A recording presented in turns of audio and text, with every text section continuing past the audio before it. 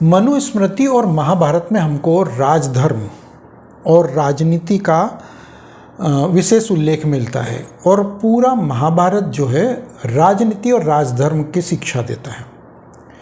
इसके अलावा मनुस्मृति इसका मुख्य आधार है और मुख्य स्रोत भी है।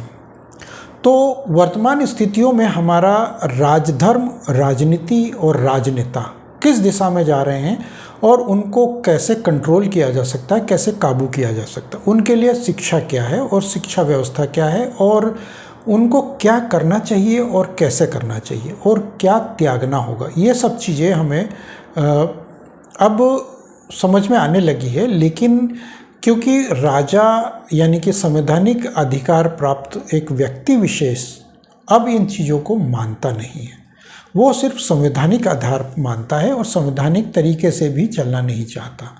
हालांकि बेशक वो संविधान की शपथ लेता है और ईश्वर की शपथ लेता है, लेकिन वो कौन सा ईश्वर है, कैसा ईश्वर है, कहाँ रहता है, कौन सा ईश्वर, उसका नाम क्या है, क्या वो हिंदू धर्म का ईश्वर है या इस्लाम का, ईसाई, यहूदी, कौन से धर्म का वो ईश्वर है, ये भी हमको ज्ञात नहीं है। क्योंकि वो ईश्वर की शपथ लेता है, लेकिन वो कौन सा ईश्वर है ये हमको जानना चाहिए। यदि मैं कहूँ कि एक हिंदू व्यक्ति यदि पद पर आसीन होता है, संवैधानिक पद पर प्रमुख मुखिया के तौर पर, तो वो कौन से ईश्वर की शपथ ले रहा है।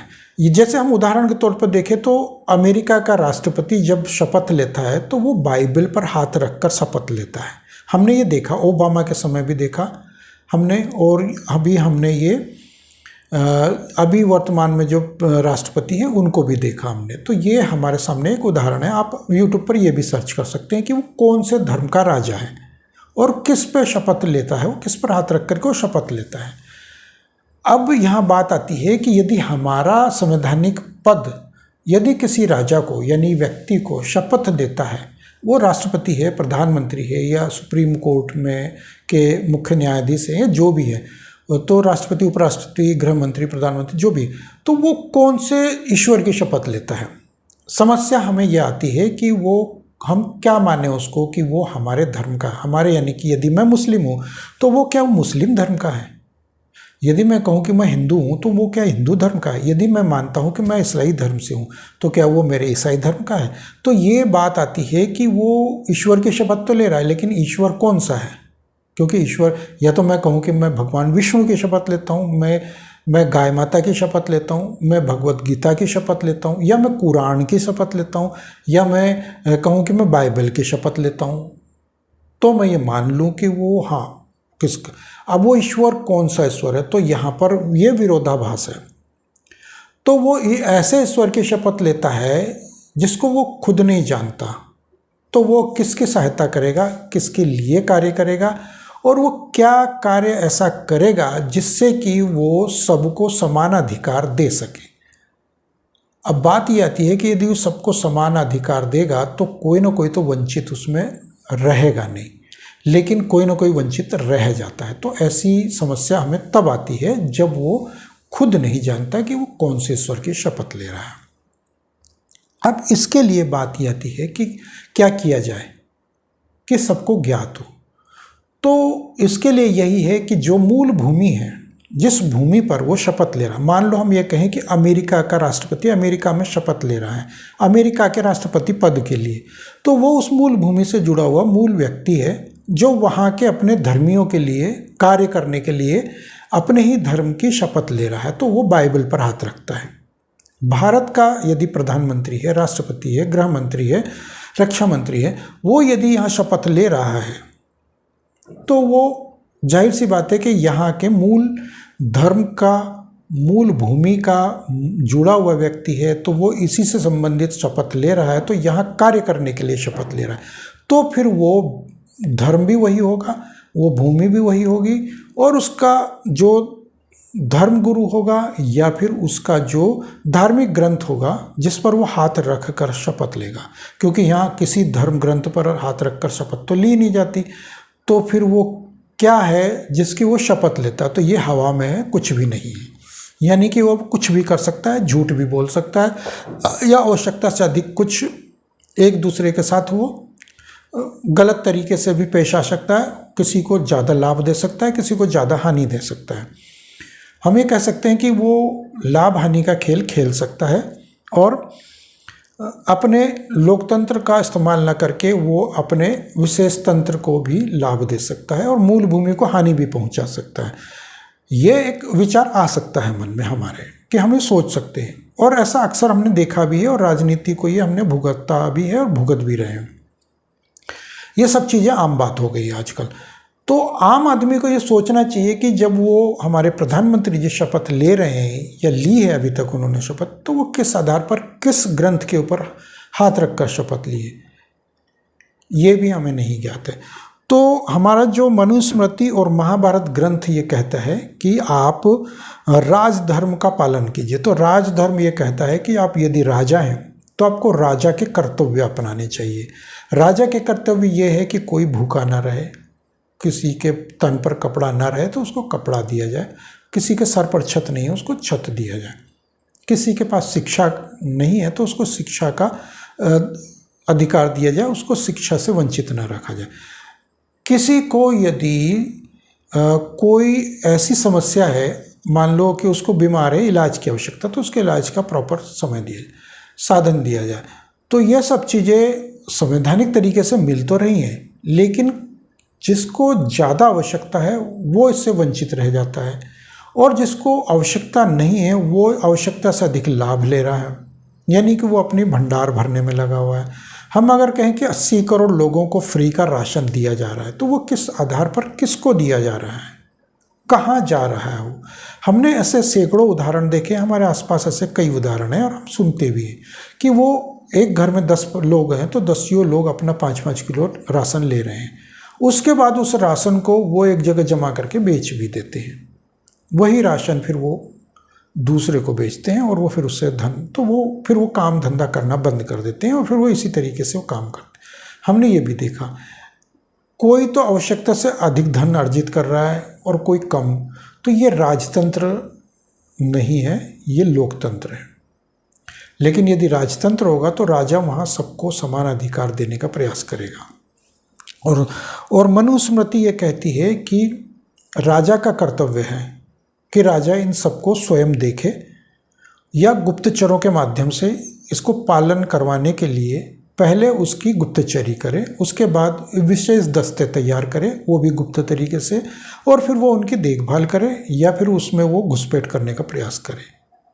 तो हम कहानियों में सुनते थे कि राजा कंबल ओढ़ के, जैसे होता है कि जासूस के तरीके से, या रात को कहीं निकलता है, दिन को तो वेश बदल के निकलता है, या हम जैसे कुछ पुस्तकों में पढ़ते हैं या फिर कई किसी फिल्मों में देखते हैं, वो कंबल ओढ़ के और शक्ल छुपा के और राजा जब जाता है तो वो जनता के बीच में सुनता, उनकी बातचीत सुनने का प्रयास करता। तो ये तो आप संभव नहीं है, लेकिन आप गुप्तचरों को भेज सकते हैं, विशेष तरीके से आप जासूस वगैरह लगा के कर सकते हो।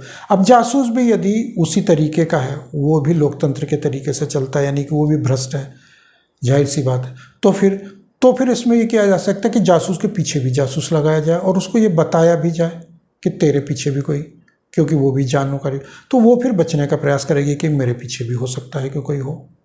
तो ये तरीके होते हैं।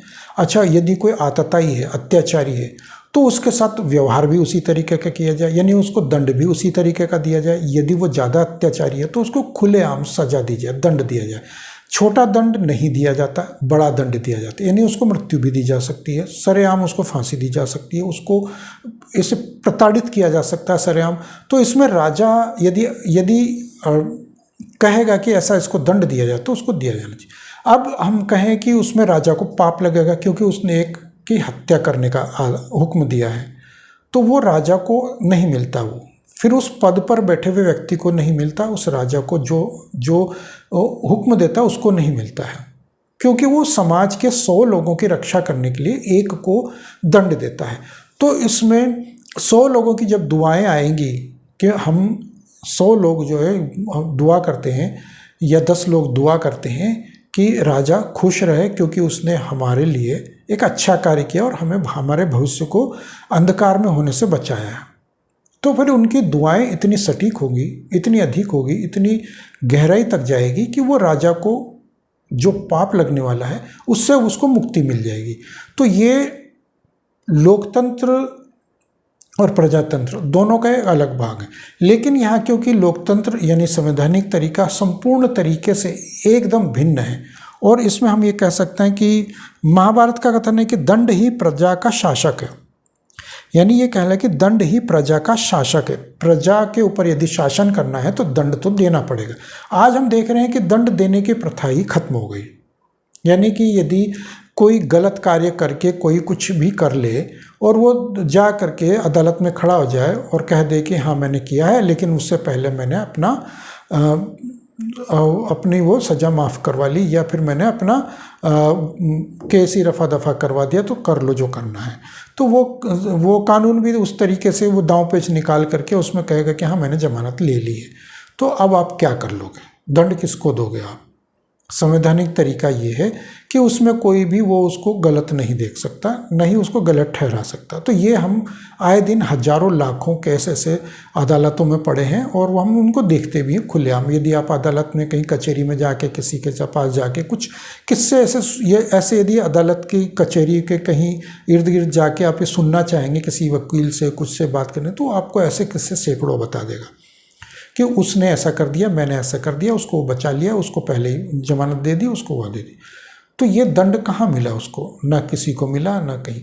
तो वो ठीक है कि वो बाद में उसको मिलेगा, तो वो ईश्वरीय प्रकृति उसको देगी, या बाद में उसको अन्य जन्म में मिलेगा। ये पुनर्जन्म की जैसे हम कहते हैं कि ये व्याख्या है, तो वो पिछले जन्म के कर्म है, तो वो मिलेगा। लेकिन वर्तमान में जो उसको दंड दिया जाए वो राजा का कर्तव्य है, यानी वर्तमान में जो राजा है वो संविधान है।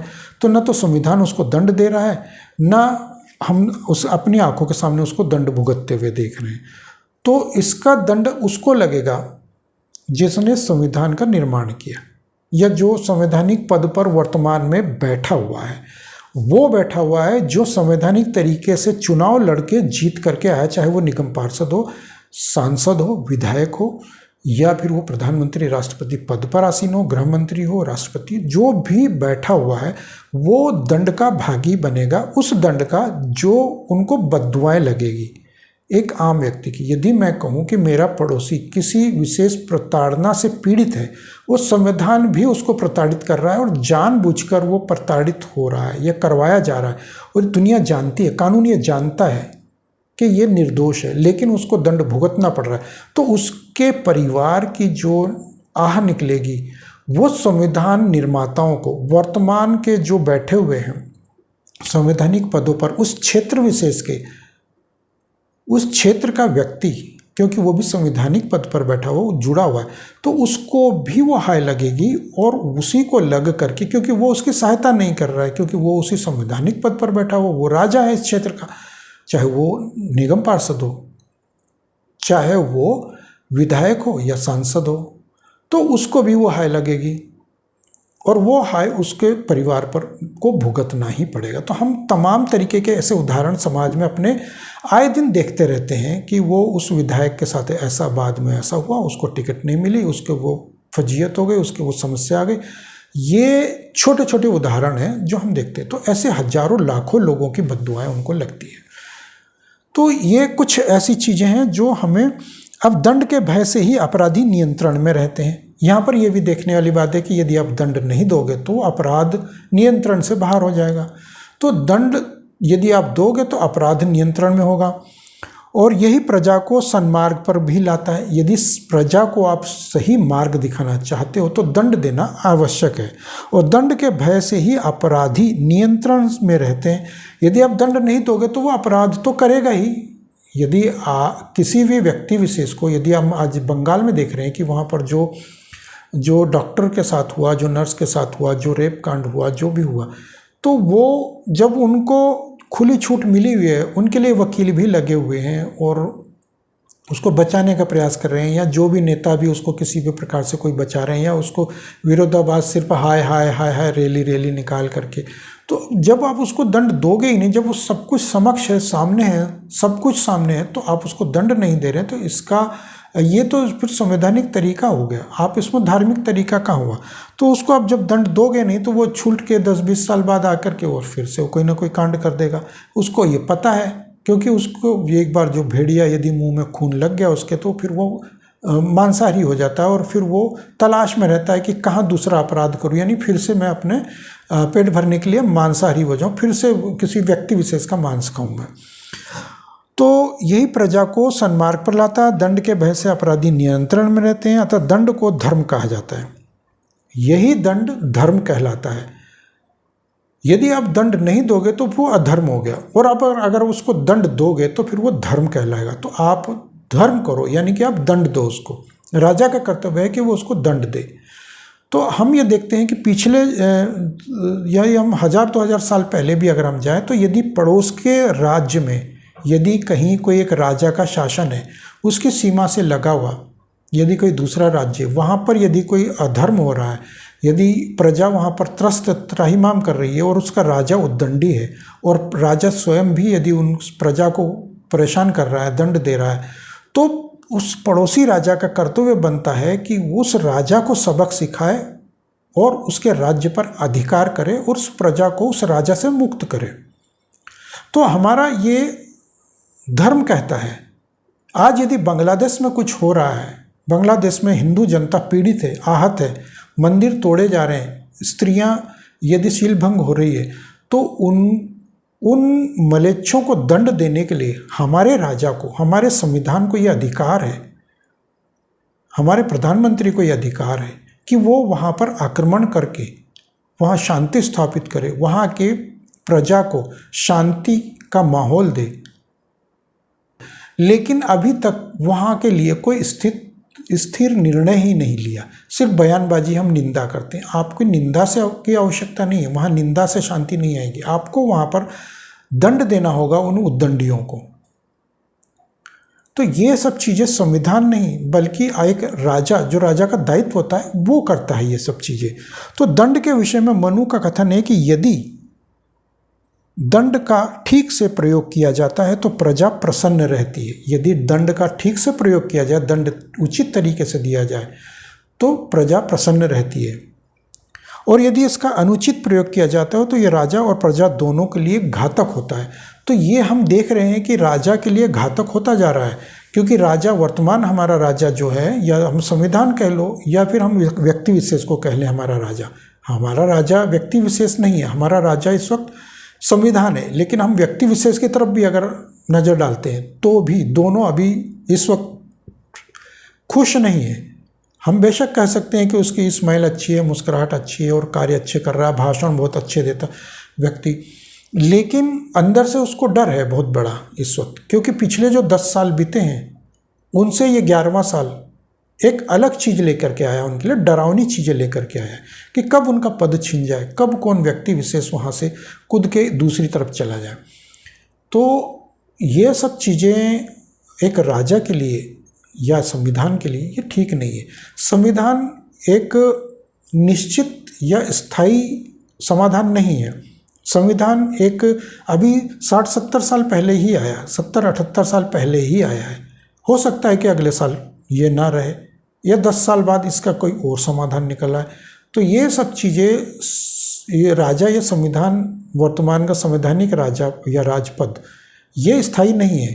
राजा का पद स्थायी होता है और वो राजा राजतंत्र वाला होता है।